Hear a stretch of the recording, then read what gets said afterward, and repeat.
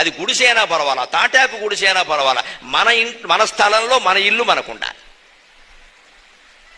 అద్దె ఇంట్లో ఉన్నామనుకోండి, పేదరికం ముట్టేసింది అనుకోండి, తినడానికి లేకపోతే బయటికి వెళ్ళిపోమంటాడు అద్దె కట్టలేదని, అప్పుడు రోడ్డు మీద కూర్చోవాలి. మన పేదరికం బయటపడింది. అదే ఇంట్లో ఉన్నామనుకోండి, సొంత ఇంట్లో ఉన్నామనుకోండి, మన పేదరికం బయటపడదు. ఎందుకంటే మనం ఏం తినకుండా నీళ్లు తాగినా సరే ఎవరైనా రాగానే ఏమండి భోజనం చేశారంటే బో ఇప్పుడే చేశా అనొచ్చు, వాడు చూడలేదు. అదే అద్దెంట్లో ఉంటే చూసేశారు అందరూ.